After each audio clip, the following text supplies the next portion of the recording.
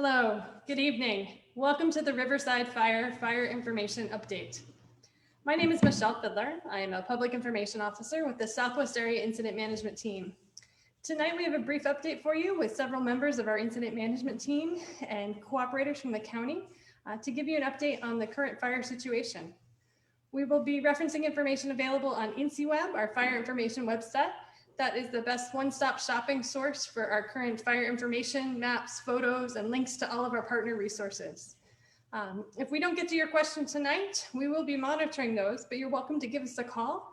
And we have a team of information officers to help address those questions throughout the day. With that, I'm going to go ahead and get started. I'd like to introduce Jake Nettle, our Operations Section Chief with the Southwest Area Incident Management Team. Evening, everybody. Jake Nettle, Operations Section Chief Trainee with the Southwest Incident Management Team, Team 1. So just to give you a little bit of orientation, just in case we have new viewers or anything, really when we're talking about the Riverside fire, just a little bit of orientation, we're talking about the Glen Avon area. We are talking about the Old Colton area, Estacada, and then on around up into the 26 corridor. Another significant feature, the 224 highway, along with the 211. So it kind of gives you an orientation of where we're going to speak to. Really within the branch 1 area, which is included in this general area, a lot of great work happened today. Even though we had received significant moisture, some of the reports from our divisions has been upwards to a ½ an inch of rain. So essentially, with that moisture and everything, we're starting to take advantage of some opportunities to be able to go direct, reassure some of the lines that we've already put in, included into mop up, things like that. So in this general area, what we've done is we've really shored up some of the the lines, the hand lines, the dozer lines, to include starting to mop up some of the edges. And really what that does is allows us to just secure that line even more and getting to the ability that we'll feel more comfortable reducing the amount of resources in that area here in the near future. Again, moving up through this under the Old Colton, the Upper Highlands, what has ended up happening is we're starting to get really close to having some type of indirect and direct line throughout the area, really all the way up into this division Foxtrot, where some of our other structures and everything have been threatened for quite some time. So with all the progress that we've had with direct and indirect line, the expectation is probably over the next couple of days is that we got some type of hand line, dozer line, all the way through up until what this division break is. What that allows us to do is now transition over to a mop-up phase. So in addition to lots of work going on with the division Kilo area to be able to really create our direct line, give our firefighters the opportunity, if we did have to do any type of ignitions off of these indirect lines to get those good and secure, we're doing all the work to get that prepped and ready just in case we have to do that. But in addition to that, we are monitoring all the fire's edge that comes through the Roaring River Wilderness. So we are monitoring this edge. There was significant moisture up to about that quarter to ½ inch within this area received. So looking really good in there. Just a great opportunity for us to be able to complete those lines and be ready. In addition to, we're back into this country. And really the idea is this Timothy Lake would be a good reference to be able to talk about some of the stuff that we're doing over here. Again, continuing to put a lot of effort into getting lines good and secure. If there was an opportunity or a need to be able to start doing any type of backfiring based off of what the current fire is doing. So some fantastic operational efforts going on there. The one thing that I'll close out with is that the Southwest Incident Management Team 1, working with those folks that are our partners working on the Beachy Creek and then also working on the Lion's Head. We are in complete coordination with those folks to make sure that our efforts and their efforts are all coordinated and we're moving forward. So with that, that's the operational update for today.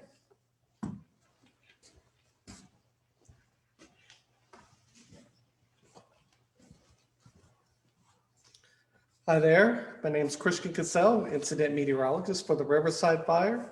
So really good news. For the first time in quite some time, the Riverside Fire received a significant amount of rain. At least 1/2 inch fell across the entire fire area, and upwards of 3/4 to 1 inch fell across isolated parts of the fire. So that was brought in part by a low pressure system moving in, just very slowly moving over the area currently. And it's just going to continue to very slowly move eastward over the next 24 to 48 hours. So we're going to continue to see, with the onshore westerly flow, continue to see showers banking up against the west side of the west slopes of the Cascades. So it's still going to stay pretty moist with low clouds, rain at times, and fog. And we expect that to continue all the way through Saturday night. We'll get some partial clearing Sunday, but with continued onshore flow, it's going to stay stable. Humidity is going to stay high. And in fact, it's going to stay that way for quite some time, well into midweek, with potentially another chance of rain towards the Thursday timeframe next week. Smoke. Well, the smoke's cleared out. We're starting to get that westerly onshore flow for the first time in quite some time, and it's going to stay that way. So expect nothing like we've seen for the last week in terms of smoke. So, so good news all around. And with that, that's the weather, and thank you very much.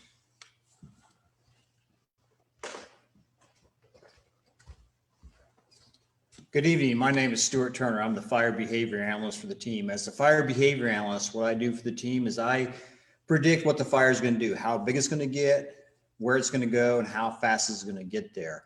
So as you can imagine, this recent weather, the precipitation has greatly affected the spread of the fire. What it's done for us is moistened up the fine dead fuels. A forest fire like this will travel in those fine dead fuels. And when they start picking up the moisture from the rainfall or the humidity, they can't burn any longer. So we're not seeing that fire spread. Unfortunately, the fire's not out.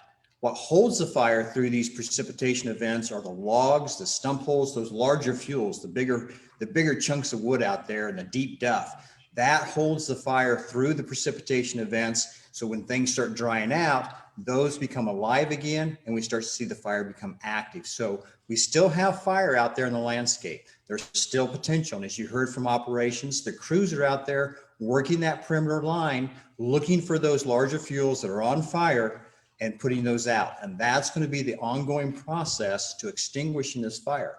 So this is not a seasoning an event. This is just a season delaying and giving the operation folks an added advantage for all that extra moisture to get that fire put out. So I'm not expecting any perimeter growth in the near future, but there still is hot spots and still is fire out there active on the landscape.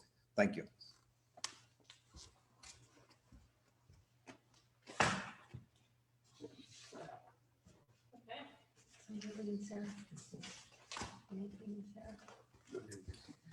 Our next speaker this evening will be Dr. Sarah Present from the Clackamas County. Hi, good evening. Thank you for having me again. I'm Dr. Sarah Present, Public Health Officer with Clackamas County Public Health Division. I want to start out by saying I was just on another Facebook meeting, and there may be some duplications of what I say, but I think it's important information. And the most important thing I think right now is to let all of you know, all of you who've been impacted, who've evacuated or lost your homes to these fires, that we here in the county are here for you. The multiple stressors that we have right now can really just be too much, and I encourage you to reach out for help.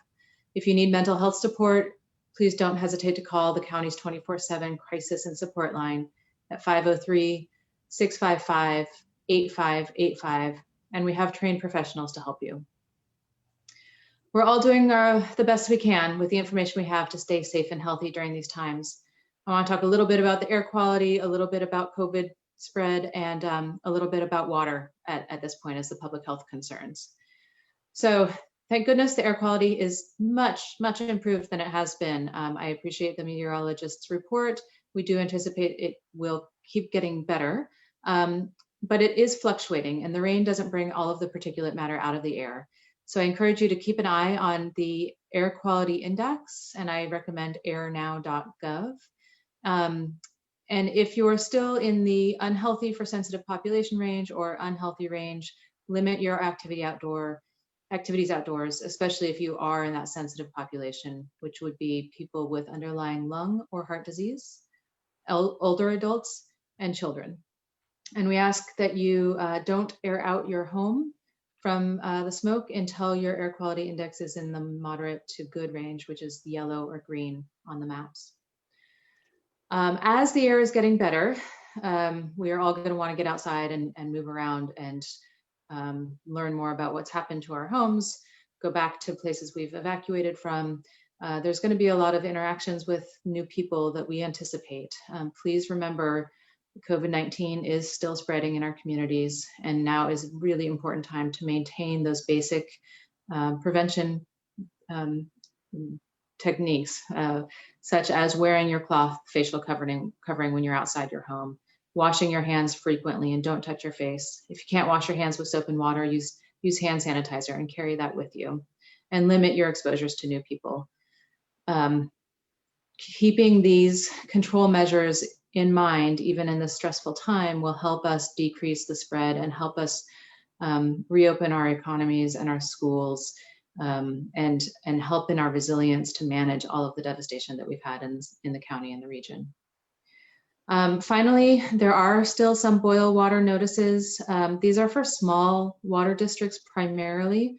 I have Cedarhurst Improvement Club, Zigzag Water, Arawana Water Company, Riverside Water District. Oh, goodness, excuse me. Let me make a mistake. Those have been lifted. So currently I only have the Cedarhurst Improvement Club, but look for updates on the Clackamas County website, clackamas.us. Colton, I believe, is still under a boil water. I'm sorry, I had that information and it is gone at the moment. So check the website, but I want to clarify that none of the Clackamas River water systems, which serve most of our metropolitan areas, and Estacada, those are all fine and the water is safe to drink in those. Finally, as you're returning to your home, please check for smells of gas. We want to make sure that there's not carbon monoxide buildup. And I think that that's all that I have tonight. And please stay safe and take care. Thank you. To wrap us up here this evening, I'd like to introduce our incident commander with the Southwest Area Incident Management Team #1, Alan Sinclair. Hey, good evening, everybody. Alan Sinclair, Southwest Area Incident Management Team #1. So just kind of following some of the Facebook questions that are coming in tonight, I wanted to kind of start from the beginning of this incident. East wind event that your local departments were engaged with their resources for about 72 plus hours before we started coming in. And the day that we got here was when the plume dominated fire event triggered some evacuations. We took the command of the fire the following morning at 6 in the morning and have been in command for about 8 days now. And so the question that I wanted to kind of speak to is the evac levels and when some of the areas can be open. And these are daily conversations we're having with all of our cooperators, all of your local government leadership that have responsibilities for their specific areas. The Clackamas County Sheriff's Office is the final decision maker, but they need to be informed. Our team will inform about the threat of the fire, but then other entities like ODOT need to ensure that roadways are open, and PGE needs to make sure that if there's any of their electrical infrastructure that's been damaged, it's not going to pose a threat to anybody coming back into their communities. Those are just a couple of the folks. We need to ensure that roadways don't have any snags that could potentially fall across the road or injure folks coming back into the area. And snags are just those fire weakened trees. So crews are out there assessing the areas, and we understand the importance of you getting back home. And we are having daily conversations with the cooperators, and we are moving as quickly as possible to get you back where you need to be. Have a good evening. Thank you.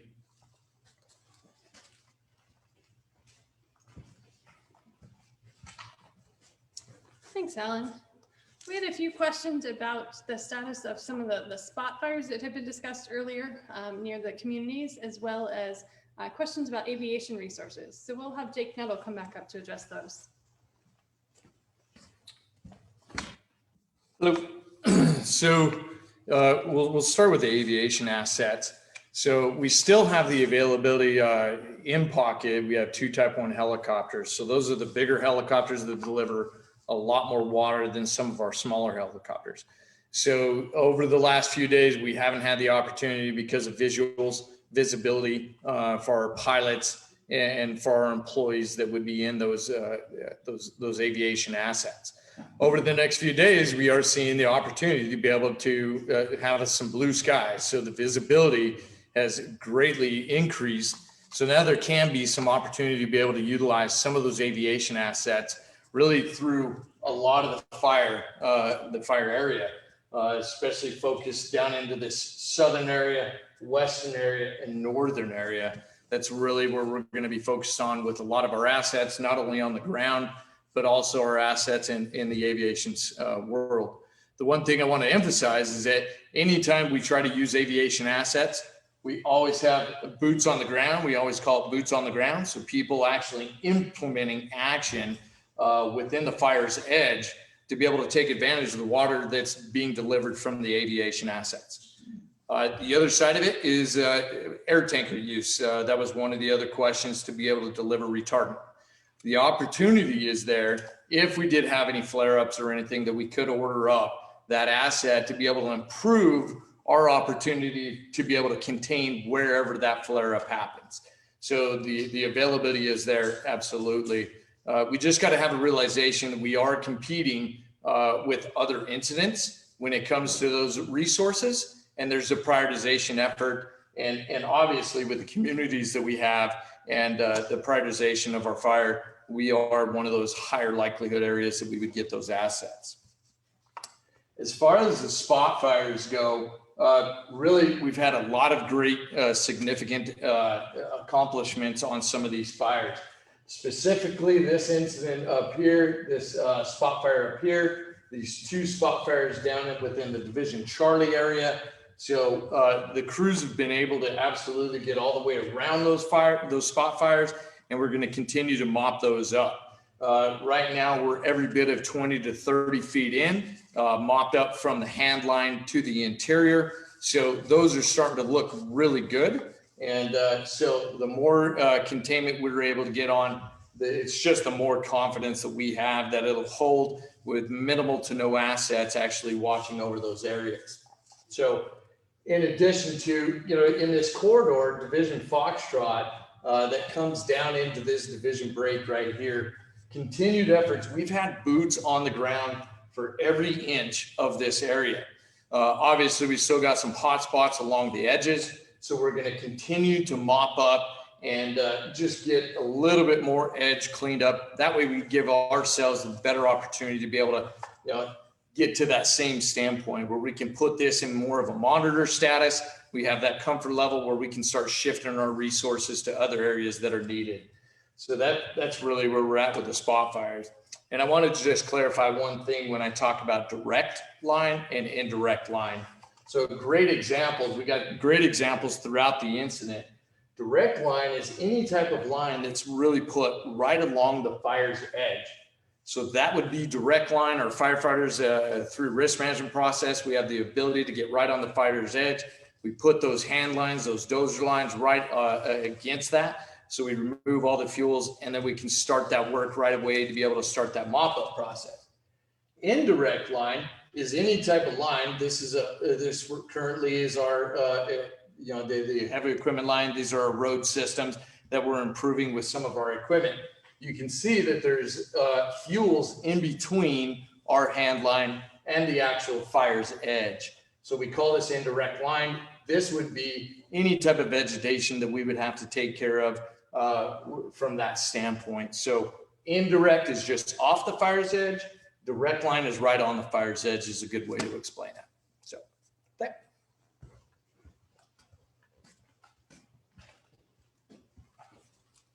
Thanks, Jake. We also had a question about the cause of the fire. and why you might have seen it referenced as human caused. And the reason for that is there's no known lightning in the area at the time. So based on that, all other fires then are considered human caused. At this time, the cause of the fire remains under investigation. Once that information is available, that would come from the forest at that time. But again, at this time, it's human caused under investigation.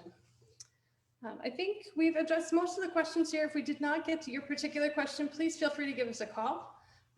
We will share information continued throughout the weekend on our INSEWeb website, as well as our social media here. So we appreciate you joining us tonight. With that, we'll say thank you and good night.